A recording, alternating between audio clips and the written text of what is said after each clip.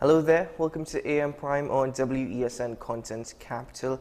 I'm Keaton Shaw. Thank you very much for joining me this morning on the program. Well, it has been some time since we heard from Rushton Parry with respect to his call for internal elections. Following Rushton Parry's calls, though, we saw a handful of MPs agreeing with him for the need for internal elections. Now, a few have actually spoken about the leadership of the party, though the real call actually is for a focus on the UNC's constitution and for when internal or NATAC's elections are constitutionally due, from which we understand, I believe, is in June. That being said, we're not entirely sure if that's going to happen this year. But the United National Congress also celebrated 35 years as a political organization yesterday, and in doing so, some things were also mentioned by the political leader. We'll get into that a bit later on. But the Member of Parliament for Tawakit, Anita Haynes, she has stated her support for Kamala Persad-Bissessar, but she's also indicated her support for the call for internal elections. How do you balance both, given the responses we've seen by members of the opposition United National Congress? And that's an answer only the MP can give to us. She's with us in studio. Good morning. Welcome to the program. Good morning. Thank you for having me. Well, thank you so much. Thank you so much for joining us. And I'm raising this issue once more because there is still a lot of confusion. There's still a lot of conversation within the public domain, of course.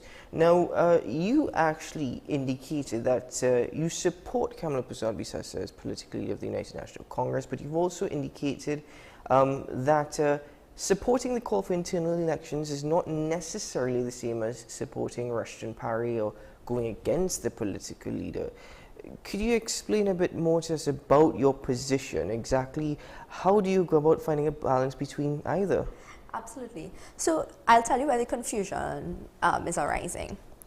Rushton Parry made a call for internal elections to be held in the UNC when they're constitutionally due.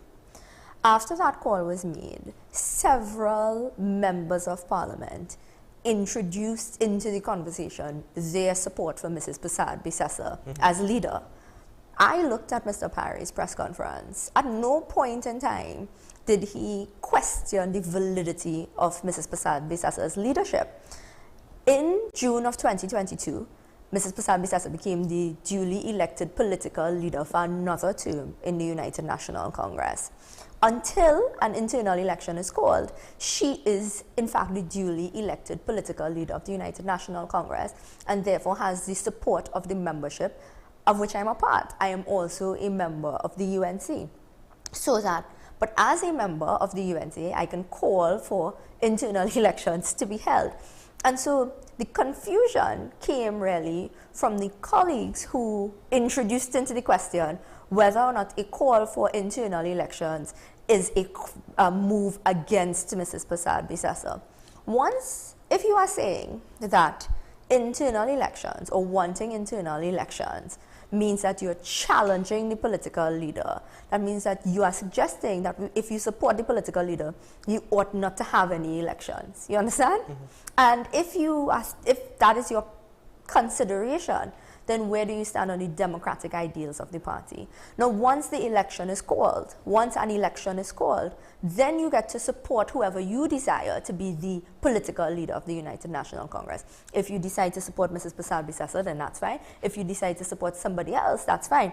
But what we can't do is say that the elections will be postponed because of some general election or something like that. Well, actually, why is it important that the internal elections are held? It's next month, if I'm not mistaken. Well, is it June or July? Yes. Yeah. The reason being is because your colleagues, even to a certain extent, the opposition leader, though she said elections will be held constitutionally due, there is now a back and forth saying that how they're going to be delayed. General elections are next year. They're focusing on general elections, even referring to some of the comments by the MPs who have spoken out as being that of PNM agents. Yeah. Yes, I mean, the weeks ensuing since this conversation on the UNC internal election has been very interesting politically indeed.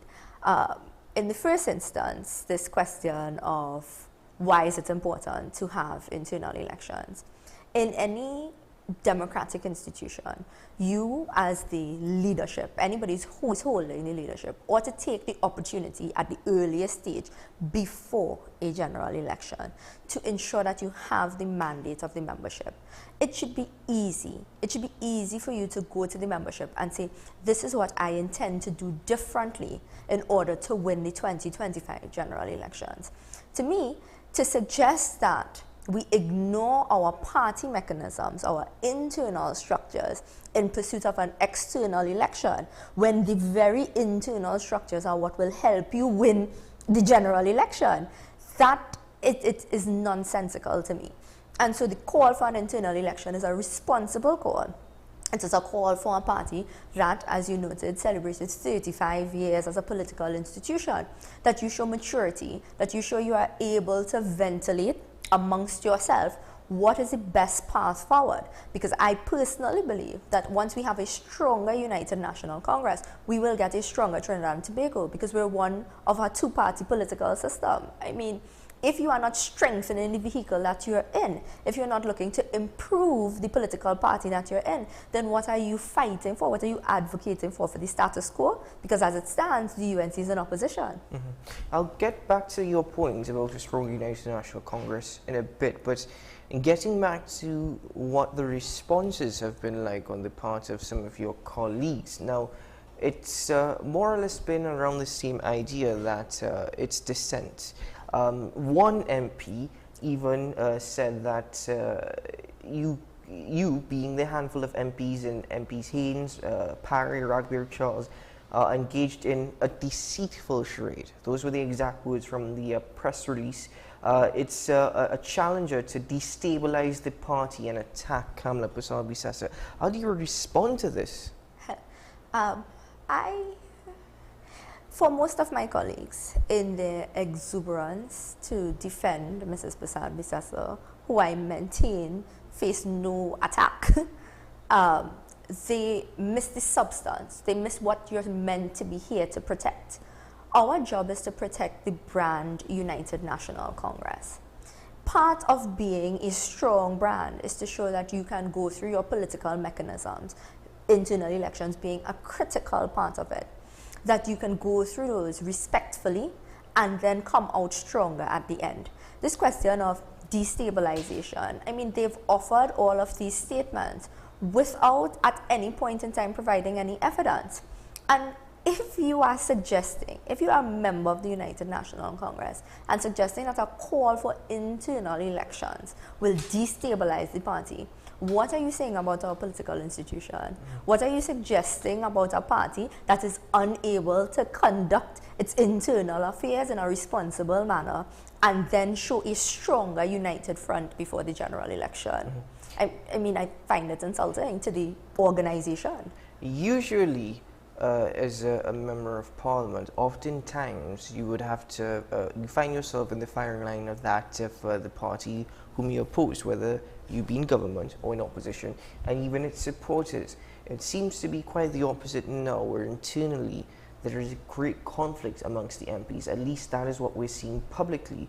Now, MP Padarath has actually stated, he's publicly stated, Anita was gifted with a UNC seat at a time when no one knew who she was, and she had no impressive track record in the party, even referring to you as Mahani Makaram, which is a term that I've heard many times before, but it's become so common in the last month and a half. Again, this internal conflict has seen a back and forth between even your own colleagues, but you know, what does it speak to your role and your position within the party, even your candidacy, if one of your colleagues is saying that you were gifted a seat when you had no impressive track record? I chose very deliberately not to respond to MP Padarath because again, in his exuberance, his argument lacked any substance and it lacked any evidence. So I really didn't intend to give it any further attention, certainly not my intention. But as you brought it up, there are a couple things wrong. There are a couple things very interesting in what he said. if we are discussing the internal party mechanisms and strengthening the United National Congress, and included in that is the question of screening, how candidates are screened, is it that Mr. Padarat, who is currently part of the UNC executive, suggesting that Mrs. Prasad-Bissessar and the current NATEX and the current leadership sees important positions like members of parliament, the candidacy to become a member of parliament as something that can be gifted, as something that you can just hand over to somebody? Because I never thought of it that way. I served as public relations officer for the United National Congress from 2017 until 2020. Prior to that, I worked on the back end for the party. And so all of this, Mr. Padarat is well aware of. And so I knew that he was intending to provoke, and I just chose not to be provoked because, I mean, why would I entertain his comments when I know they're not based on any fact? But key in the concern for the United National Congress members are that members of the executive, the current NATEX, that is in focus and in question, that they believe seats can be gifted as opposed to being based on your ability to contribute in parliament, your ability to do interviews, your ability to function as a parliamentarian, your community service work, what you're able to bring to your constituency. And those are the things that I put forward when I screened for the constituency of Tabaki. Those were the things that I raised. And I also had a track record of being the voice of the organization in the years leading up to the election. And so, I mean, for me, when I heard his comments, it reinforced my belief that the national executive must face an election, because if this is the thinking of the current NATEX, then that simply cannot go forward into 2025. But how does this also reflect about the communication and relationships within the party? You've stated that you are prepared to stand against any consequences by your decision to speak up in support of an internal election. We've seen the responses on the part of MPs, your colleagues. We've seen the responses on the part of the opposition leader. But what about currently in the lead up to a general election and even internally within the House? It's been described that there's no cohesion. What is the communication like internally right now in the party since you have spoken up? So I have maintained an open line with my colleagues. Interestingly enough, Mr. Padarat, while being very vocal in the press, has said nothing to me in person. So it's not to say that his commentary in the press comes across in a personal conversation. When you discuss, so the discussion of the House, so we have our lines of communication. I saw in a press briefing that Mrs. Prasad-Bissessar said that certain persons were left out of parliamentary caucus, etc. And I found that to be interesting because, you see, the public utterances, which I think are meant in some form as a campaign, a preemptive campaign for a national executive, those are the things that are creating confusion in the public eye. The responsible thing to do is, once you've ascertained that the internal elections will be called, is to call the date and let the campaigning begin.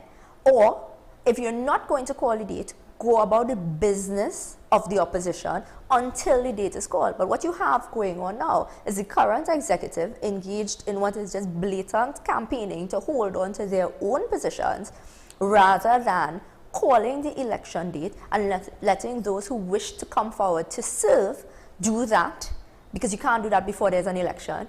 And so they are utilizing the organs of the party in their own self-interest. And that is a problem that I think the UNC will address in due course during an internal election. So what do you suppose would be the consequences that you would face? And not necessarily colleagues of your other colleagues. The thing is, right, the assumption has been, whenever any member of the press asks me about what consequences I intend to face, so there are a number of assumptions inbuilt in that there would be either no internal elections, which Mrs. Prasad Bisasa herself has said would not happen, so that once an internal election takes place, the assumption is the executive will remain the executive. Those things are assumptions, and therefore I'm not really going to exist in that realm. I have stated that it is in the interest of the United National Congress to strengthen its internal mechanisms before a general election. It is an internal election that will do that. Once that internal election takes place, the United National Congress will then have an executive, and then you'll face it. So the question of consequence may not even arise. Now, let me get to the opposition leader with respect to her noting your concerns. She has indicated that the concerns of the MPs who have spoken out are all part of a democratic process that allows them to express themselves freely. It's most intriguing that the opposition leader has worded it that way. If we take a look at what happened last week, where a private motion was brought forward, which will, when passed, or if passed, would have guaranteed that the PNM or the current government would adhere to democracy here in Trinidad and the rules of democracy. The opposition leader is speaking about the democratic process. Now, internal elections are a part of any democratic process, especially when enshrined in the party's constitution. Again, I go back to the point that even though she said elections will be held when constitutionally due, there is this constant back and forth that elections may not be held until after the general elections. Could a party such as the opposition United National Congress, considering the state that they're currently in, even speak to democracy, even speak to the strength of democracy, if they themselves find them conflicting of their own democratic rule according to their constitution? I agree. In terms of Mrs. Prasad Bisasa and her own words with respect to internal elections, I think that has also led to massive levels of confusion. On one instance, you had her saying that she will not be bullied, right? And then you had another instance where she said she's a Democrat and no one was challenging that internal elections would be due this year, that no one was saying that they will not be held and therefore MPs jump the gun, etc. And I found all of it interesting, and like I said, I've taken all of it in. And I've noted in particular the question of dissenting voices, that these 5 members of parliament are dissenting voices. And I mean, as I'm here to ask, dissenting to what? If you, Mrs. Prasad Bisasa, have said that the internal elections are in fact due and that they will be held, and the 5 members of parliament were saying that internal elections should be held when they're constitutionally due, those aren't dissenting voices. It seems to me that we agree. The persons that are in disagreement are the persons who are saying that elections should be postponed until after general elections, or that they ought not to be held because it somehow impedes our preparation for general elections. Those are the dissenting voices. So what Mrs. Prasad Bisasa needs to do is look at the members of parliament who are currently advocating. More than likely, you would find that they are members who are currently on the executive, saying, let us disenfranchise our membership by postponing an internal election until after a general election. Key. The United National Congress member, the ordinary member of the United National Congress, must have a say on in terms of what goes forward into 2025. As it stands right now, the only question on the minds of UNC members and some non-UNC members is what will be done to ensure that there is not another PNM for a 3rd term. And if we can't answer that, then quite frankly, we're not doing anything of importance nationally. If we are fiddling around internally, but not answering the question as to what will be done differently to ensure a UNC victory in 2025. Now, I'm continuing with what the opposition leader has indicated. As I mentioned in my introduction, and you referred to it as well in your responses this morning, yesterday the United National Congress celebrated 35 years as a political institution. The opposition leader mentioned that some MPs broke beach and did not vote, even commenting on those who didn't vote in a seat which they were given. So it ties back to a certain extent to what your colleague MP Padarath would have mentioned. What does this speak about? How does this reflect about the unity within the party, even given the fact that the opposition leader has indicated we're working on this thing internally. We are dealing with it. Again, the confusion continues. The initial commentary is that the internal matters will be settled internally. And then in what can only be described as a show for the press yesterday, you had this question of what occurred in Parliament on Friday. And I found the comments to be very duplicitous and intentionally divisive. What you would have had is that, for myself, I sought the leave of the Parliament to be absent on Friday. That is part of the parliamentary record. So that when Mrs. Prasad-Bissessar said all 19 MPs were present, from the beginning of the sitting, I was not going to be there. And a simple phone call, a simple message as to why I could have explained why I would not be there, because it was personal matters. And I have no issue with that. My fellow colleagues, what I understand is that none of them were informed that there would be, so private members' day adjourns at 6 p.m. On every private members' day, the House adjourns at 6 p.m. No matter where you are in the debate, the leader of government business in the House will adjourn the House at 6 p.m. It is in our standing orders, it is clear. By agreement with the Chief Whip, you can extend private members' day to allow for some business of the House to take place. So if my colleagues were not informed that there would be such an extension for a matter to be debated, you would leave by 6 p.m. because that is when the House would be adjourned. And so, you now get into this space of suggesting to UNC membership, suggesting to the public that if the members of Parliament were present, that we could have won the vote in the House. It's a simple majority vote. Let's be very honest. The only way to ensure that you can have a parliamentary advantage is to win general elections, because a party with the advantages in Parliament is the party that holds the majority of seats in the House of Representatives. That is the BNM. So if the idea that the vote would have been deadlocked and that the government simply would just simply adjourn the House until one of their members comes in or all of their members come in, to ensure that, because their majority is inbuilt. And that's why I said the comments are duplicitous and intentionally divisive. And it also shows a question of whether or not you are conducting your caucus effectively. If you are intending on granting the leave, so private members, they belongs to the opposition. If you are intending on granting leave to the government to extend private members' day, it's a simple matter of informing all your members. And I'm sure all my colleagues who were present on that day would have remained there. And why I say it is duplicitous and divisive is that the week before, there was a special majority vote in the House. A special majority vote which the PNM needed the support of opposition members if it were to be passed on the issue of the Commissioner of Police. And the PNM, every member of the United National Congress voted in line with the whip.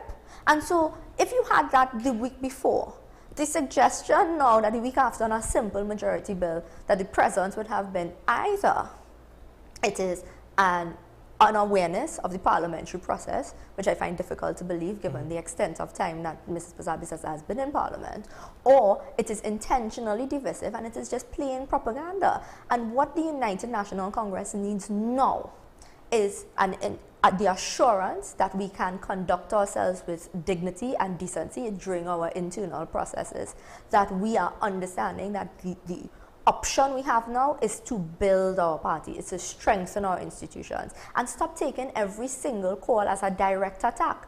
It can only be an attack if your interest is not in building the organization. You will only feel attacked if you were never interested in building the organization ahead of the general election. Do you think, and I'm coming back to the first response that you gave in a morning interview, when you spoke about your support for the opposition leader, given that you've said the opposition leader's responses at times have been very confusing, intentionally divisive, duplicitous, do you think that the opposition leader is intended on strengthening the party's institutions, strengthening the organization that is the United National Congress? That's one.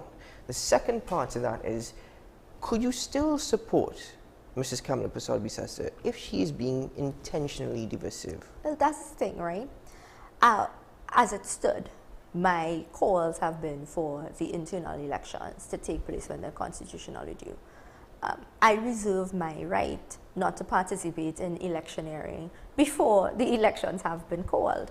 But I will say, though, that all of us, all United National Congress members, must take into consideration the full conduct of the members who serve you during this time. You must take into consideration who is actually trying to divide the party. The United National Congress is bigger than any one person. You cannot say that it is either you support KPB or you support the UNC. You understand? If you are supporting the United National Congress, you understand that it is bigger than any one of us. It is about the institution. It is about our party groups. It is about our constituency executives. It's about the people who make our party on a daily basis. It's about the people who come out to our meetings, to our events. It's the people who, when you need information within the constituency as to who is in need of help, that you can reach out to them and they are in touch with the spaces. That is what you have to be interested in. And that if you are seeking to deny those members their right to participate in our leadership, that is a problem. And so I'm noting what is going on between now and when an election is called. But I can tell you, I am certainly looking forward to exercising my democratic right as a UNC member once the internal election is called. So let me try and take it a step further. Earlier on, you spoke about a stronger United National Congress. How would you currently describe the United National Congress? With everything, there would always be room for improvement. Certainly, the question that faces us as a party is that we faced two general elections, 2015, 2020, both resulting in a loss. We faced a local government election in 2019, which saw us moving from 6 regional corporations to 7. In 2023, last year, we had a local government election with a very weak PNM. We're facing a PNM that has high crime rates, that has been incapable of delivering in terms of the economy, delivering in education, certainly incapable in delivering in local government. And at the end of the 2023 local government campaign, the corporations remained 7. There was a strategic decision by the United National Congress to tell our members, to tell the country, that 7-7, having been 7-7 in 2019 and then 7-7 again in 2023, it is a win for the UNC. When you are facing that sort of thing, that means that you are not willing to address fundamentally what is required to increase voter turnout, what is required to make the United National Congress attractive beyond its base supporters, what is required to ensure a victory in 2025.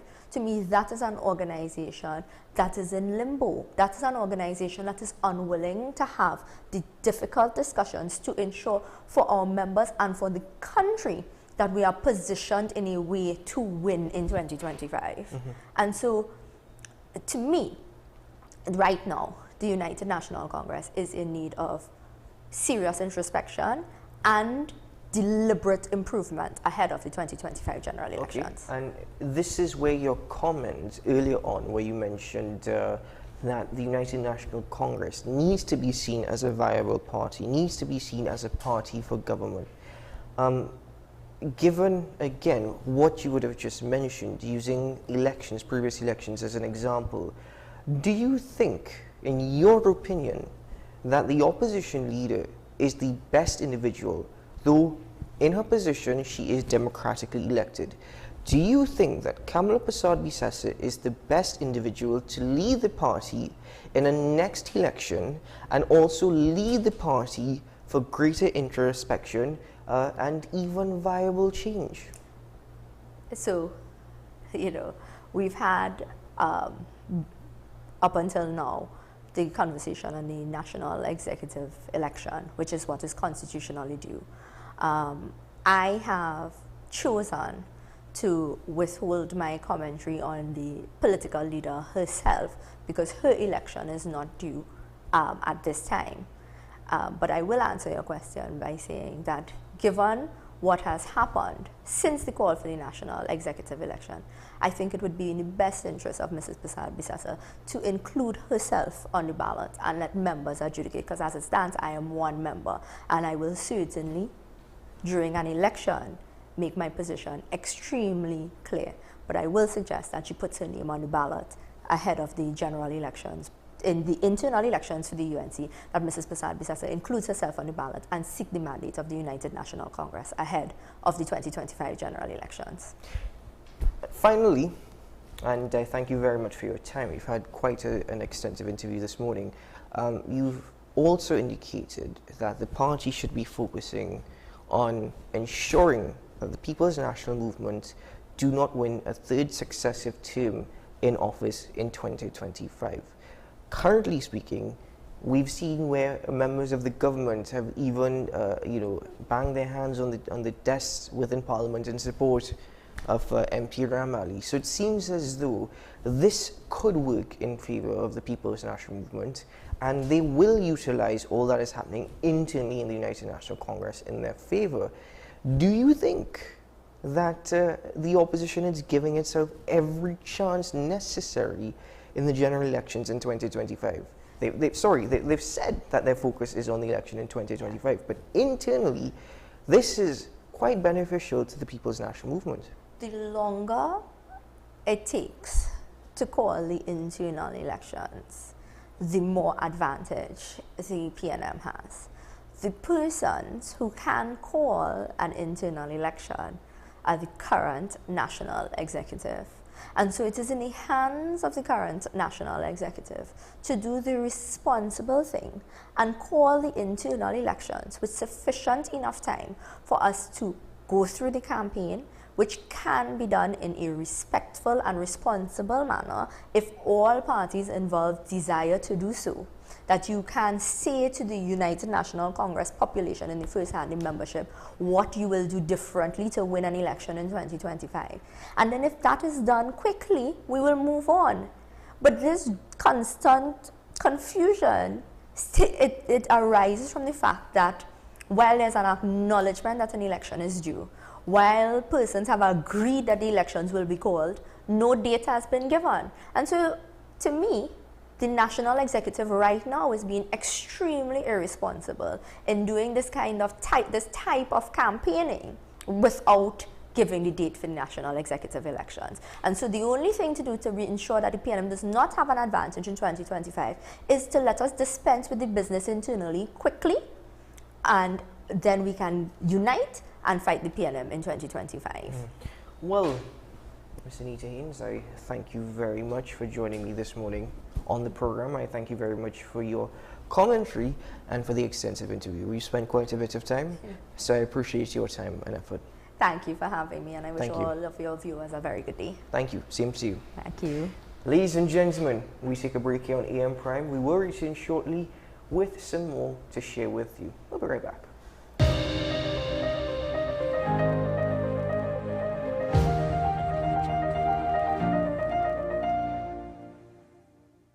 Imagine a world where arguments don't exist. CICR is a full-service conflict resolution company that offers mediation training and workshops for all. In 2024, our 40-hour workshops are back, giving you all the tools you need to become a certified mediator in Trinidad and Tobago. Want to know more? Call us at 768-6778 or visit our website. Let's work together to make the world a better place. This is Face of Sports, WESN Content Capital.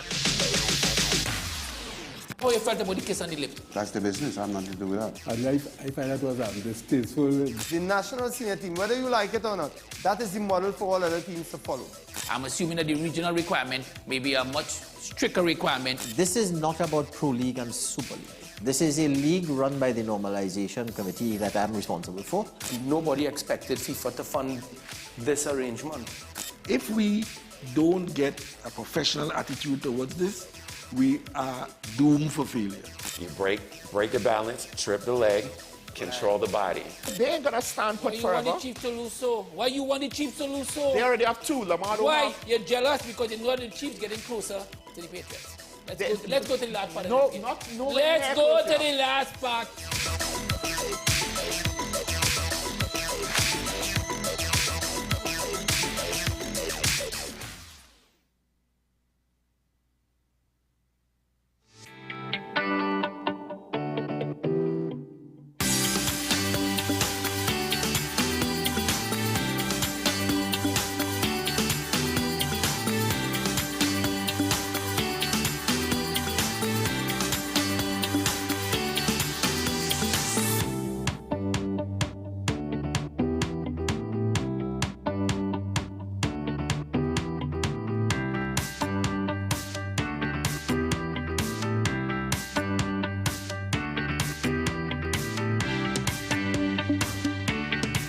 You are watching Strictly Legal on WESN Content Capital. Just give an overview of what exactly is that split arrangement.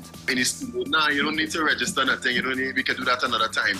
But then it becomes a hit, and then everybody starts to want to claim. The laws that predate many of the independent countries' constitutions are going to be those colonial laws. We know there are an infinite amount of circumstances that would lead to a murder. I have a great idea and I have a great concept, but until it's actually expressed, it does not become intellectual property. Accomplishments or targets of a forensic accountant is to quantify what may have been lost. They believe we defend criminals and we manipulated the law and we exploiting the system. A responsible journalist will reach out to the person who they have the information on for a comment.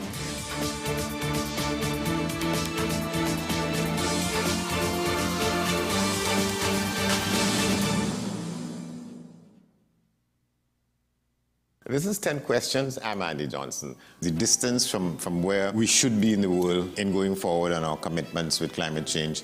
The effects of climate change that cannot be accounted for, it's called loss and damage. And we're seeing loss and damage happening so much more in this decade and the previous decade. The principal term there was this question of the correspondent banking issues. That is why we're trying to build capacity with this country here, Trinidad and Tobago, and other countries in the region. Man is not showing any signs of stopping or even slowing down. More than half of the forest in Trinidad is already gone. All the plants and all the animals and all of the nice clean water and fresh air and everything had to be on this planet for humanity to have a chance. We have small change when it comes to countries that can take decisions, and when they speak, the world listens.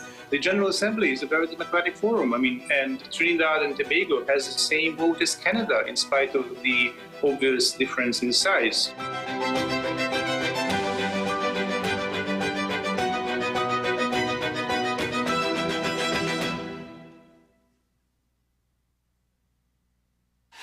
FanZone, your reliable, authentic supplier, has just gotten better. You can now visit our website www.fanzonett.com for your authentic wear and collectibles. The only place where you can use both your Visa debit and credit cards. Visit our website fanzonett.com to make your purchase today.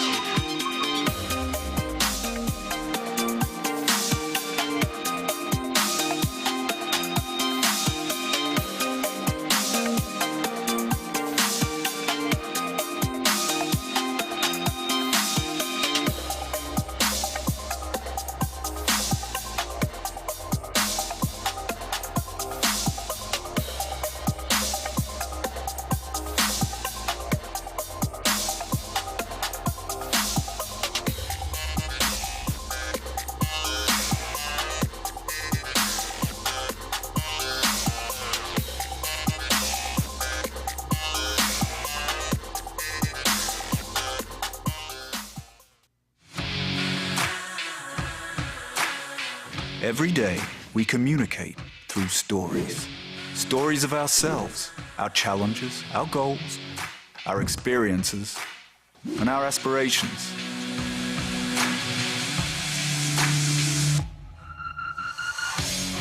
Storytelling is an art that we have mastered.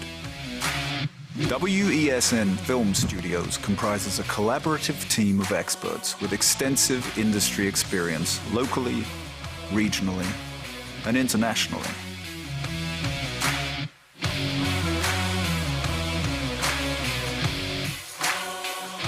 The ability of your business to successfully communicate with your preferred audience depends on the strength of the stories you tell.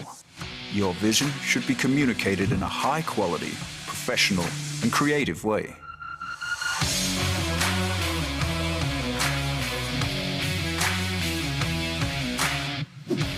From concept to post-production, advertising to film, multi-camera productions, live events, streaming, and virtual conferencing, we are WESN Film Studio.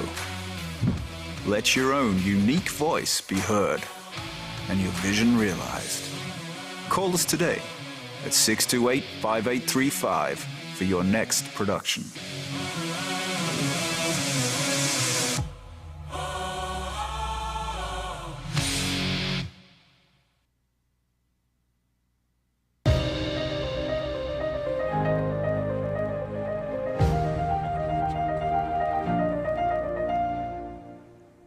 Thank you very much for being with us this morning, ladies and gentlemen. And once more, we thank Member of Parliament for Tabaquite, Anita Haynes, for joining us on the program this morning. As we continue with AM Prime, we do have a few regional updates to share with you this morning. As we start with Guyana. Guyana has been protecting its vast forest for years, but now the country hopes to earn money from keeping the trees intact. And it is doing so through its carbon credits venture. Foreign Secretary Robert Persaud, while speaking to a panel focused on strategies needed to develop the Western Hemisphere, said more countries should actually focus on Guyana's forest savings plan. We take a look at this update.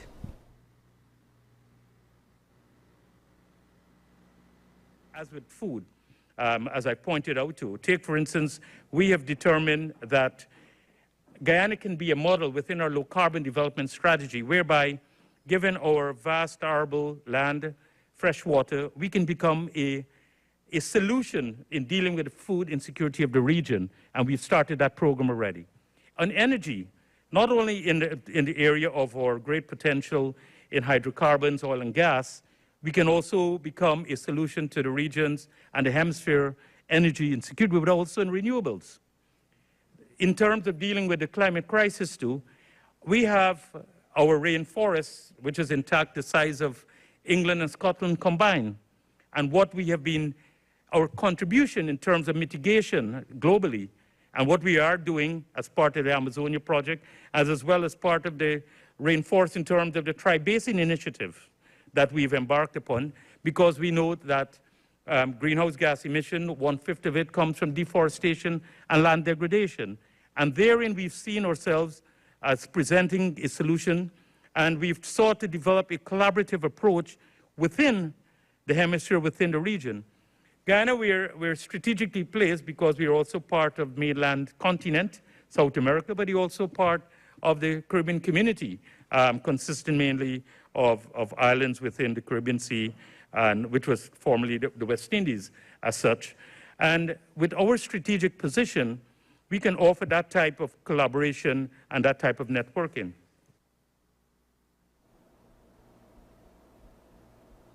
Ladies and gentlemen, we're continuing with an update from Guyana this morning because we just saw in respect to Guyana's forest savings plans that we're now focusing on their oil and gas market. The government is crafting new legislation to safeguard Guyana from oil spills and liabilities emanating from those disasters.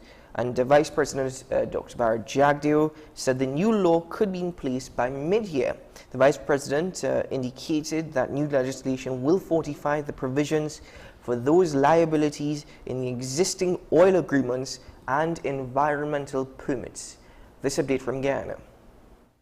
The sun has become the star now oil spill provisions in 6 projects spell doomsday for Guyana Ramjatan. First of all, they hid under their tenure, they hid the environment agreement, the permits. They never published them. They hid the licenses. They never published them. We published all the licenses from the past, and every license and environmental permit that we issued, we publish. So they are available for them to look at now. I spoke with the Kemraj Parshram from EPA about this, and he said it's just misrepresentation, that what they're claiming is new in this agreement was actually in the agreements of the past, that they don't really read the things. And knowing Ramjatan and the others, I know he's not gonna read anything. It's gonna just look conveniently, try to suck up to the Kaichor news and to get a headline there, because if you criticize the oil and gas industry, never mind you could be a lunatic, a raving lunatic, you could get a headline there. So that's what he is looking for. So there's nothing in the agreements and the current environmental permit that weakens Exxon's obligation to tackle oil spills or to ensure that they provide compensation to people should there be a spill. Further, we are fortifying that with oil spill legislation, which will be passed hopefully before the end of before we go into recess in August.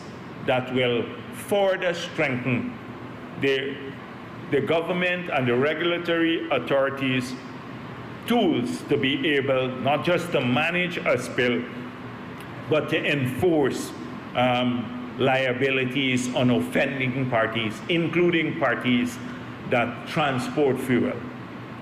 So we made it clear, Ramjatan is looking for a headline. I've been assured that, because I'm trying to understand what they're really saying, and it's hard to understand what they say. Well, ladies and gentlemen, sometimes you wonder in respect to these updates whether or not you gain much information from them, or whether or not these updates are all part of political commentary that the last from the Vice President of Ghana, focusing on a Member of Parliament and even a newspaper. But nevertheless, their internal affairs, we're just reporting on that. Moving forward now to Venezuela, actually, we have an update following the U.S. Treasury's Department reimposing sanctions on Venezuela's state oil-run company PDVSA. Now, in response to this, the oil giant is increasingly relying on digital currency, according to one report. That currency in particular is Tether, as it looks to boost its sales. So let's take a look at this report from the World is One news network examining Venezuela's reliance on digital currency. The U.S. Treasury Department has reimposed sanctions on Venezuela's state-run oil company, PDVSA. In response, the oil giant is increasingly relying on digital currencies, specifically Tether for sales. Now, prior to the sanctions, a general license allowed some oil transactions to continue. However, this license expired in April 2024, forcing companies to wind down dealings by May 31st. This deadline creates uncertainty for Venezuelan oil exports. In response, Venezuela's Minister of Oil and President for PDVSA announced a license called 44A. The OFAC has just issued a license called 44A. The 44A license provides an extension until May 31st so that all transnational companies that have an investment in Venezuela can apply for their particular license. It does not affect the economy in any way. On the contrary, there is maximum stability and growth. Venezuela has also condemned U.S. impositions on its oil. The government of the Bolivarian Republic of Venezuela rejects once again the intention of the government of the United States of America to monitor, control, and manipulate the Venezuelan oil industry through its illegal policy of imposing coercive measures and licenses. While PDVSA is adapting its sales strategy, analysts predict a potential ceiling on Venezuelan oil output and exports after the full impact of sanctions is felt. This could significantly impact the country's revenue. Moreover, the increased reliance on cryptocurrency may come at a cost. To facilitate these digital transactions, the company might have to rely on intermediaries. This dependence on middlemen could decrease profits for the company. The coming weeks and months will be crucial in determining the effectiveness of Venezuela's strategies to counter U.S. sanctions. Ladies and gentlemen, as we continue with regional updates this morning, our final regional update comes from Haiti. Last week, Thursday, the Prime Minister of Haiti resigned and a transitional government was sworn in to try and stabilize the situation in the nation of Haiti. That being said, already they face challenges. Let's take a look at this report. Ladies and gentlemen, as we awaited that report to be loaded, nobody said it was going to be easy at all. So the challenges that they are facing currently is expected, with a lot more challenges ahead. So I believe we do have the regional update to share with you now. So let's take a look at it. Immediately face urgent, life-threatening issues. Gang violence, while a problem for years, has exploded in 2024. More than 2,500 people were killed or injured from January to March. Thousands more have been displaced, with many facing catastrophic hunger. And even the swearing-in ceremony provided a clear example of the challenges they face. Details of the event were largely kept under wraps beforehand, and dozens of armed guards were stationed around the event for security. And for more on the political situation in Haiti, we've reached Gilles Rivard. He's a former Canadian ambassador to Haiti, a former Canadian ambassador to the United Nations, and a senior advisor to Global Affairs Canada. We appreciate you joining us today. My pleasure, Madam Ward. My pleasure. I'm wondering how big of a task you think is ahead, given everything we just mentioned there leading into that interview about hunger, violence, security. We know there's healthcare issues. What is the first thing this transitional government needs to do? Well, you said that the task is immense at this moment for these people. At least we have what seems to be a certain political stability for the time being. First and foremost, this is activate the commitment of Kenya to bring their forces in Haiti, because security is the purpose, is the priority number one. And Canada is also training some CARICOM officers in Jamaica that will join that force. Nothing will happen if we don't improve the security in this country. Now, you mentioned there that Kenyan-led security force still not in Haiti. That is on pause. What's your understanding of, what happens next and, how quickly that could happen? Okay, the agreement with Kenya was signed when the former interim Prime Minister, Henry, was in office. Now, we know the situation. He never came back to Haiti. Now we have this provisional presidential council in place. Mr. Boisvert has been appointed the acting prime minister in replacement for Mr. Henry. So I think this is what Kenya was expecting before making concrete action and sending their troops in Haiti. We hope now that they will send their troops as they commit themselves to help Haiti. So this is the first thing that should happen, is that to reinitiate, to reinvigorate this agreement with Kenya. And you spoke also there about the Canadian forces who are training members of CARICOM in Jamaica, the military members of the Caribbean community who will eventually then support that operation. How important is this role for Canada, and what exactly will they be doing? What will that role be? Okay.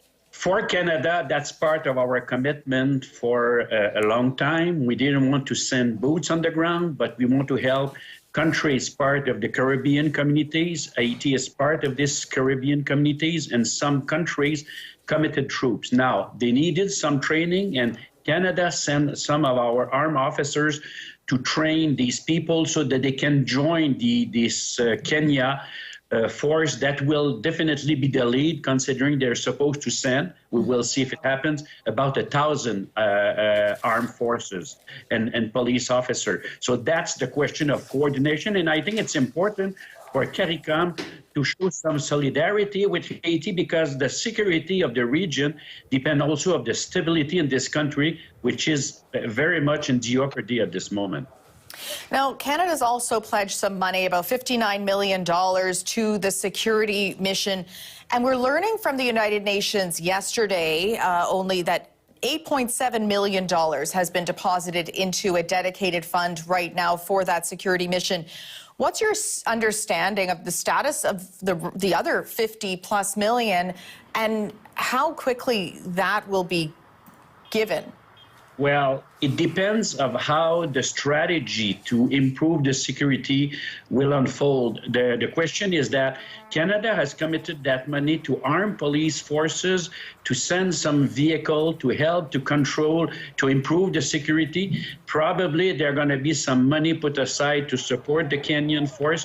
I don't have the details, but that's not something unusual, that the contribution comes after a certain period of time and even over a couple of years, making sure that we see some positive result before committing more money. That's nothing unusual here.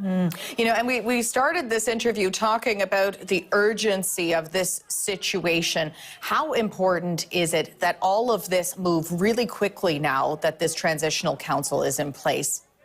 Okay, that's a very good question. This council is in place until February 2026, which is supposed to be the date where there's going to be an election for a new president. Now, they have essentially about 22 months to put in place a decent election process, and I should remind you that there's been no election since 2016 in Haiti.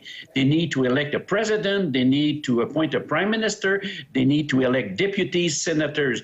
This is a perfect storm in Haiti. The task is immense, but election is not possible without security. And then you have to look at justice, you have to look at security, you have to look at the Constitution as well.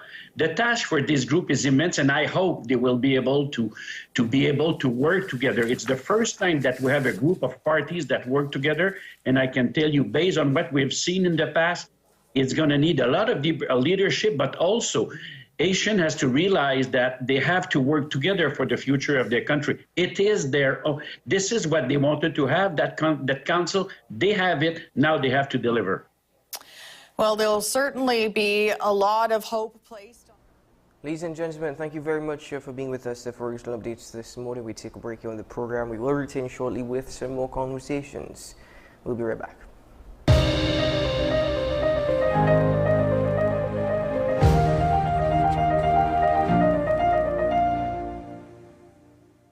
Imagine a world where arguments don't exist. CICR is a full-service conflict resolution company that offers mediation training and workshops for all. In 2024, our 40-hour workshops are back, giving you all the tools you need to become a certified mediator in Trinidad and Tobago. Want to know more? Call us at 768-6778 or visit our website. Let's work together to make the world a better place. Join me, Dr. Nalini Kokram, on What's Up Doc, where we discuss all your burning questions concerning health. Trinidad and Tobago is among one of the highest risk group of patients that develop this form of genetic breast cancer. What I'd like to take home from a short interview like this, screening. You must screen. Because it's silent. It's silent. Yeah. And because it's silent, you don't know it's there. What's Up Doc, every Tuesday and Thursday on WESN, Content Capital. You are watching Strictly Legal on WESN Content Capital. Just give an overview of what exactly is that split arrangement. Now you don't need to register nothing. You don't need. We can do that another time. But then it becomes a hit, and then everybody starts to want to claim. The laws that predate many of the independent countries' constitutions are going to be those colonial laws. We know there are an infinite amount of circumstances that would lead to a murder. I have a great idea and, I have a great concept, but until it's actually expressed, it does not become intellectual property. Accomplishments or targets of a forensic accountant is to quantify what may have been lost. We believe we defend criminals and we manipulated the law and we exploiting the system. A responsible journalist will reach out to the person who they have the information on for a comment.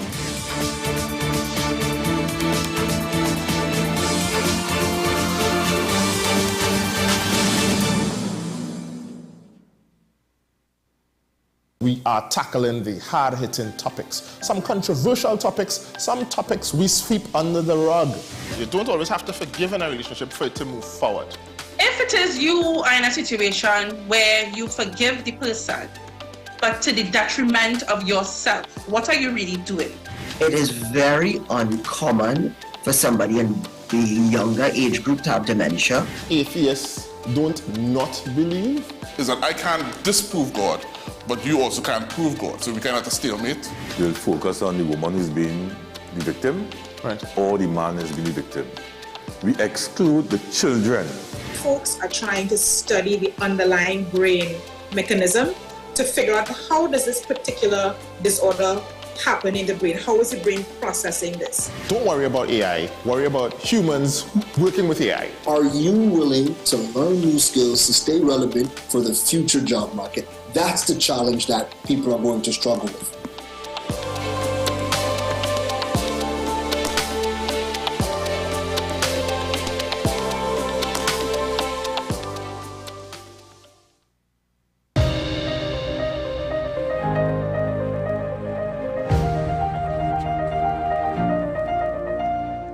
Thank you very much for joining us, ladies and gentlemen. We're turning our attention to Tobago. We are aware of what has happened with respect to the shark attack on Friday morning at approximately 9:15 a.m.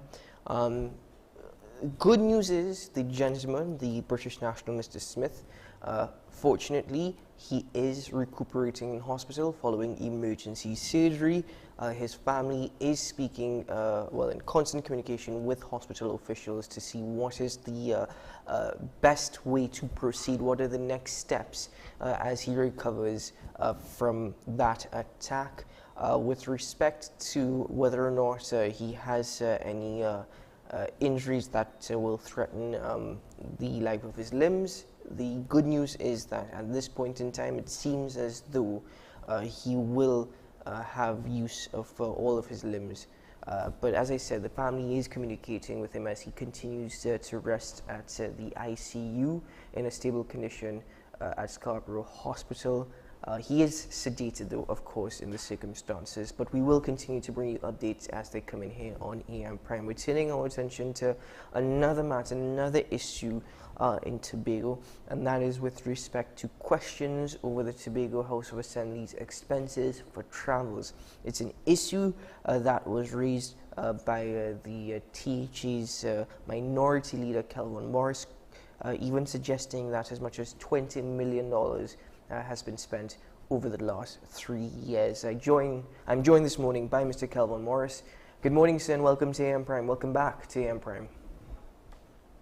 Good morning, Keats, and good morning, Trinidad and Tobago. Always a pleasure to chat with you and bring you up to date with matters important to the people of Tobago and Trinidad and Tobago. Indeed, indeed. You have concerns with respect to the travels of the Tobago House of Assembly over the last 3 years, even seeing that your calculation up until the time that this article was published was approximately $20 million. Let's start with your concerns and then we'll get into the calculation. If you would just kindly speak to them now so that viewers have a better understanding. So, Keaton, the matter I raised and brought to the attention of the public in Tobago is with respect to not just traveling, but the flagrant and abuse of that facility overseas travel. What we are seeing in the Tobago space are members of the Assembly embarking on travel. They are not in most instances, they seldom report to the people of Tobago, so no one is aware when they are leaving. And when they return, they quietly return without reporting to the people upon who they went to represent. And I find this quite disrespectful in the first instance and quite unusual, because the practice has been, if you are going out to represent the country, the island, you first will inform the people of your absence, what you are going for, what you're hoping to achieve. And when you return, you would also indicate to the people what will have transpired, and if any success, so what would have been those success, so that we can assess the return on investment, the return on the travel. We also, the other concern I have is sometimes when you look at the contingent, the persons who are actually going, some of the officers there's no justification for those persons going. Sometimes the length of stay, because you would know as well, what we try to do when traveling overseas, because it is a costly thing, you try to ensure that you go to as close as to the start of the event and return to as close as to when the event ended, as far as the travel arrangement, international access to and from will allow. However, in this current THA, we are seeing persons going almost sometimes 3 days before an event and returning even 3 days thereafter, which is also causing the travel to be inordinately expensive. Mm-hmm.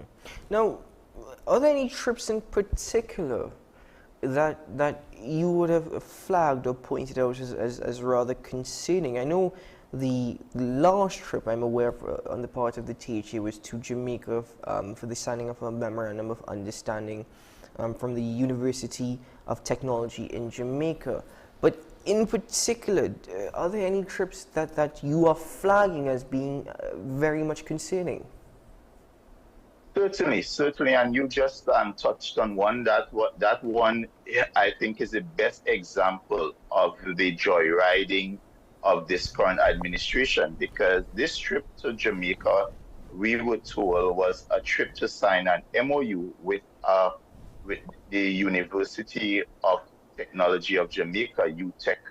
And what you recognize when you looked at the delegation, it was a delegation of over 5 assembly members alone, and then you had officers. So the delegation included about 12 persons to sign one MOU. And what was interesting, usually when you're signing an MOU, it is the administrative head. So someone like in the Trinidad scenario, it would be a permanent secretary, a deputy permanent secretary.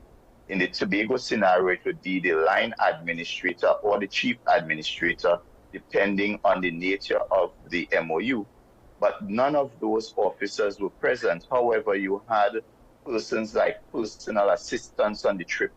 And you also had you had the chief secretary, you had the secretary of community development, you had the secretary of settlements, you had the assistant secretary in the office of the chief secretary, and I think one other.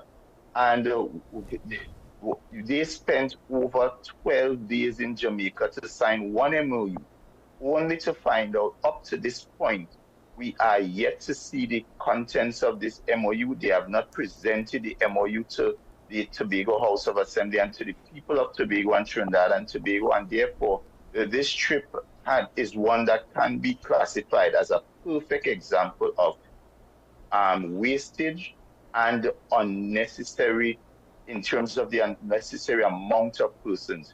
There are also trips where you are seeing, for example, quite recently, the Secretary of Community Development went on a trip along with the Secretary of Education. So the UN had a youth forum in New York. And in taking the delegation, you are seeing they're taking personal assistant, and you're asking yourself, what is the role of a personal assistant? You recall as well, a delegation went over to Grenada to learn about Carnival when there's Trinidad, our next door neighbors, our brothers and sisters who have basically mastered the art, who are the creators of Carnival, the Caribbean style Carnival. And therefore you ask yourself, what really are the returns on these investments? Recently, a delegation went to Ghana as part of the national delegation. And while you would have heard about the results at the national level, we are yet to hear anything from the Tobago House of Assembly as to what was achieved. So let me just get a deeper understanding of this. Your concern, and I've listened to your response, and though you've pointed out trips, which you said the benefits have not been made clear to the people of Tobago, I understand that, I get that. But not every single time, or not every single trip, whether it be from the Chief Secretary down to the Prime Minister, and recently there were questions about his travels as well, though quite personally it is his responsibility and duty as a Prime Minister to do that to the benefit of the nation. By extension, it is that of the THA and the Secretaries as well. Your concern, though, is it more so with the type of trips that are taking place, or the cost of the trips? Because not always are the benefits listed to the people. Understood. And just to be clear, so I am not saying, we understand that from time to time, members of the government will have to travel to represent the country for various reasons.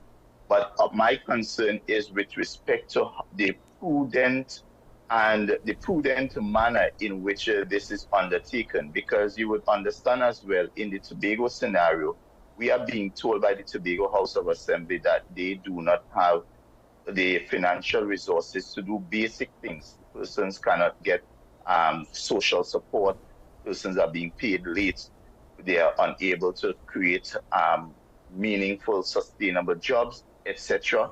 And we are saying, if that is the case, then you must also demonstrate in the way you utilize the resources on things as overseas travel, that you are doing it with a fiscal responsibility, that you are ensuring that you minimize the cost. And when we look at this, the flagrant and very alarming expense of $20 million in almost just 24 months, that does not suggest to us that you are using the overseas travel in the most prudent way. Because what it also demonstrates as well, the overseas travel usually on an annual basis across the Assembly, the allocation is about $5 million or so. And if we are to take that on a year-on-year basis, it would mean that the THA would have had allocated an overseas travel budget of over $10 million. Yet we are seeing that they have actually spent almost $20 million. So what that means is that you would have to suppress something else to be able to fund that excessive traveling. And when we interrogate the contingent, when we interrogate the length of stay, we are seeing that, in fact, they are abusing this facility. Well, moving forward with this conversation in particular, earlier on I mentioned that 20 million, you also just mentioned that. Where has that figure arrived from? Is this something that was presented by the Tobago House of Assembly? So the figure is based on information I would have received as minority leader from various sources, and those figures would have been interrogated against some information I received as well via questions. What was not forthcoming from the Assembly, and there's a lack of transparency and accountability, because this is a question I've been asking for written response by the Assembly, and they were giving me the responses piecemeal. Some divisions gave the information and some withheld the information. However, as you know, we continue to have relationships, and the information came to me, and we did the computation, and that is about the approximate number. Have you raised these concerns because you were speaking at a PNM Tobago Council meeting when you raised this issue, a public meeting. Have you raised these concerns within the Tobago House of Assembly? Have you raised these concerns to the Chief Secretary? If so, have you received any response? Of course, this is a matter that has also been filed as a question to the Chief Secretary.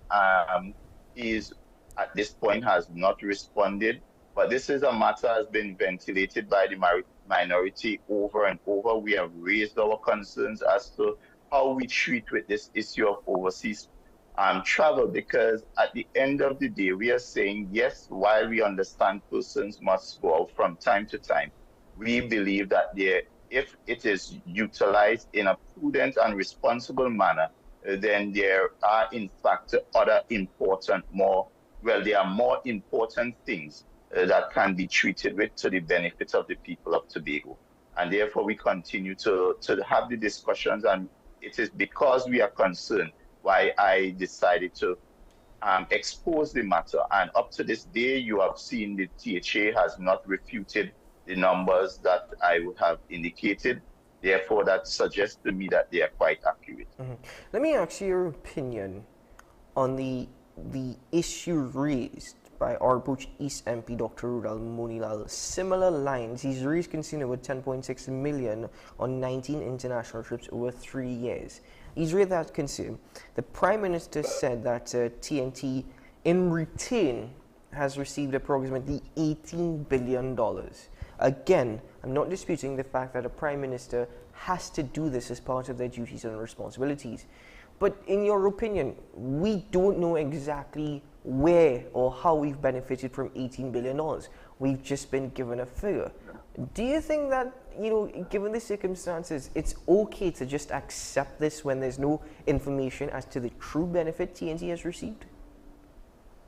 I don't think you can compare the two, and for one to say true benefit, if the greatest example of return on investment is in fact some of those trips the Prime Minister took, especially those one where he was dealing with the negotiations of better energy prices for our commodity and better royalties. And of course, you would have heard demonstrated by numbers what we were getting before, and post those negotiations what we are receiving now. So that is a clear, measurable output and input.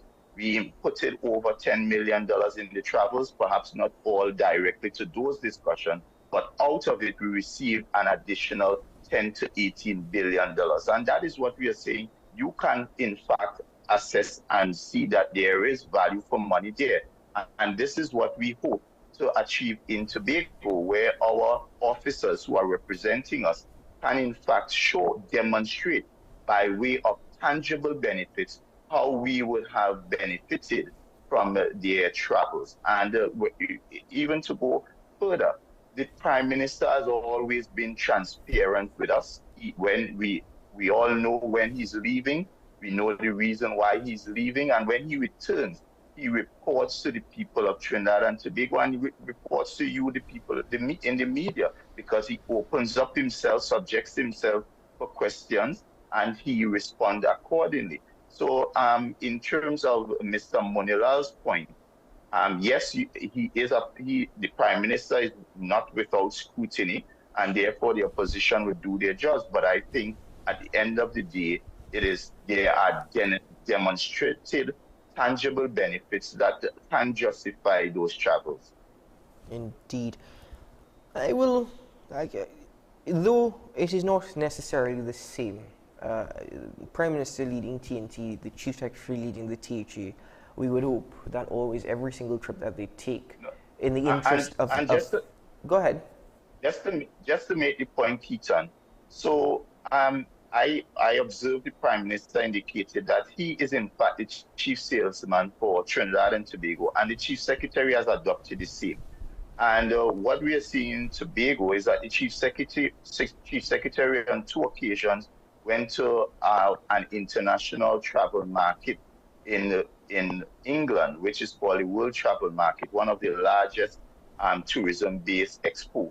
And that is where you attempt to get tourism business, whether it be airlines coming to the destination, additional brand name hotels coming into the space, investing and improving our quality room stock, etc. He also went to the ITD, which is another international tourism expo in Germany.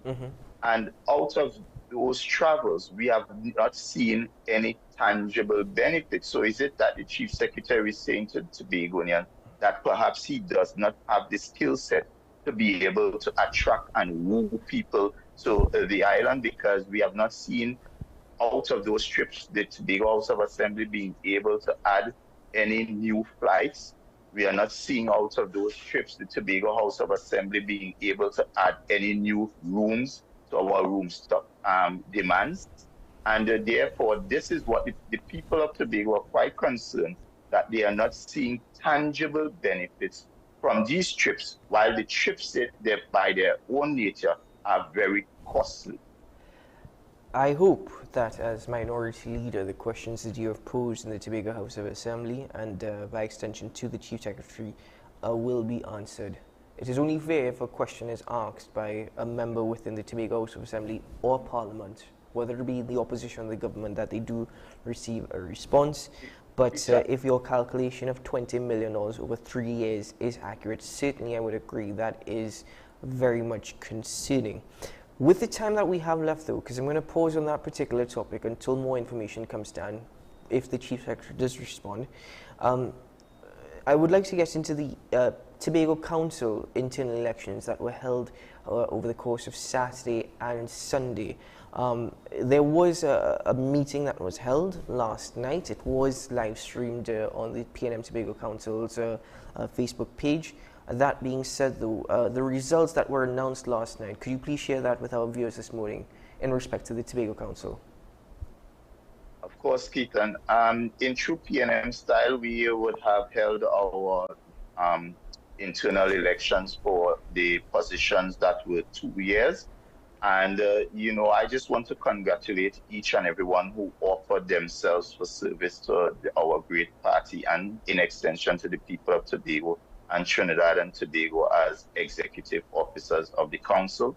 And coming out of that process, very responsible, very democratic, we would have identified 4 positions in which there were multiple contenders. Those positions were education officer, youth officer, elections officer, and education, research, youth, and elections.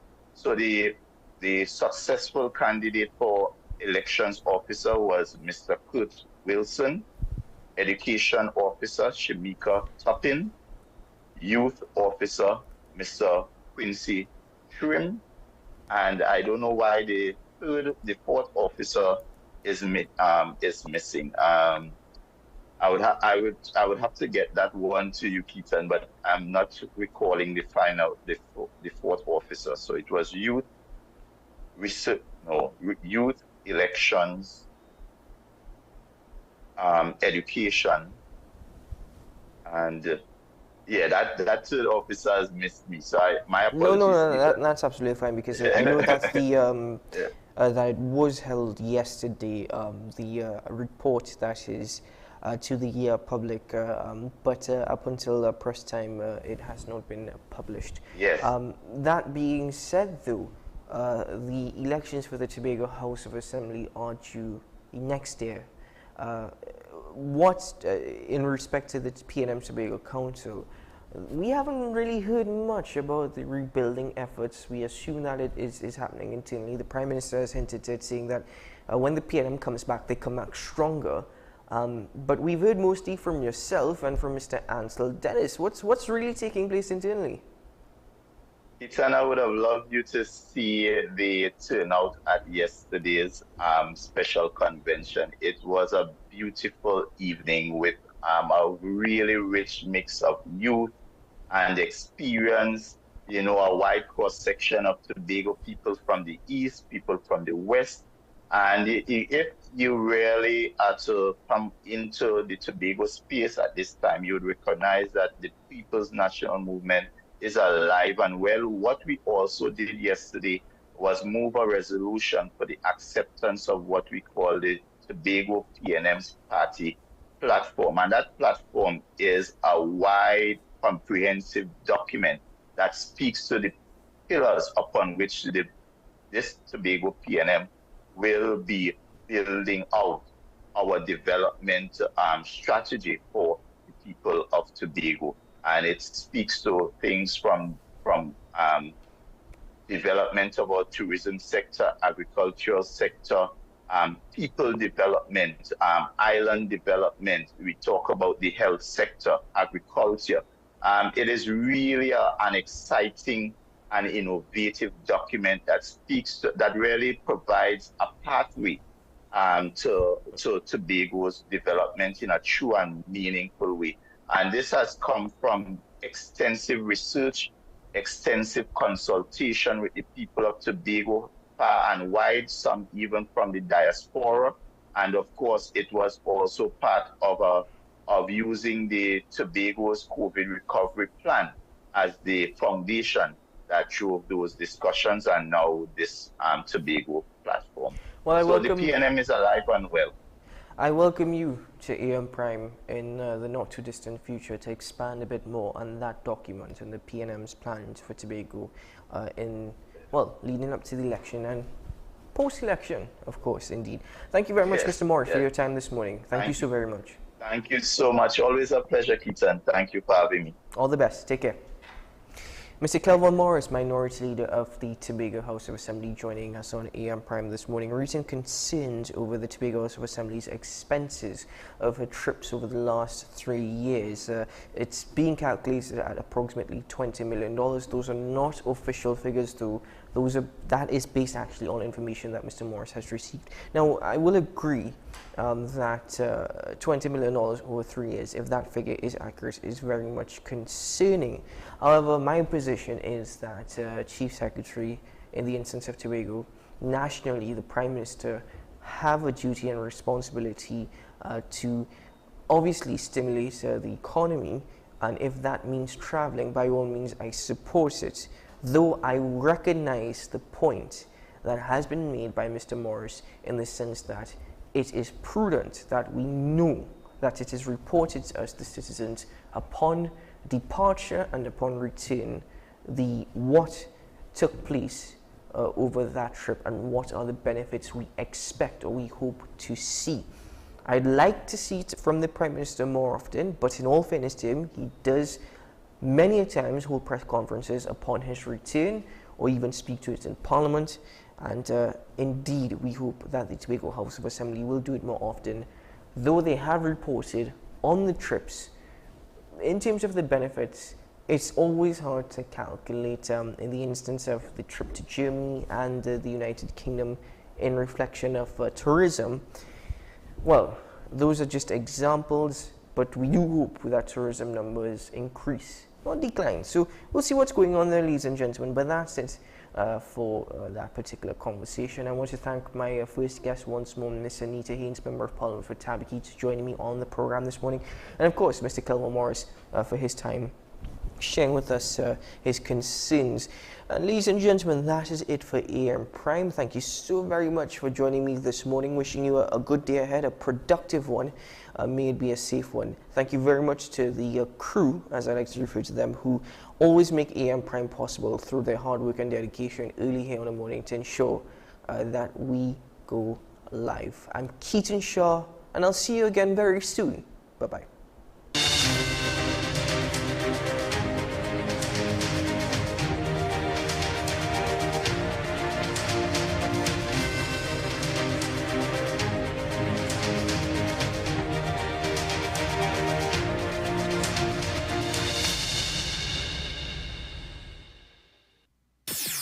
WESN.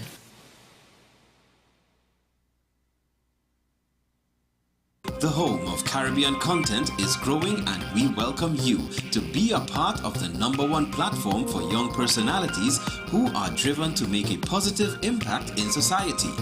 as we continue to reach every corner of Trinidad and Tobago through our daily broadcasts, our social media pages, or through our 75+ digital billboards across the nation.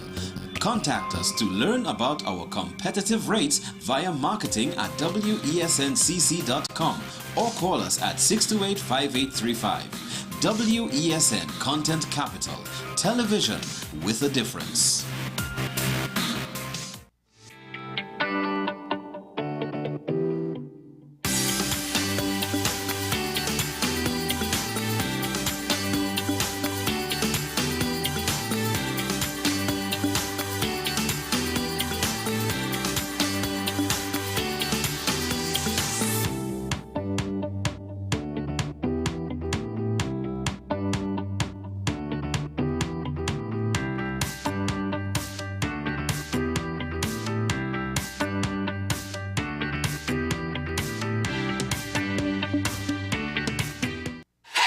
FanZone, your reliable, authentic supplier, has just gotten better. You can now visit our website www.fanzonett.com for your authentic wear and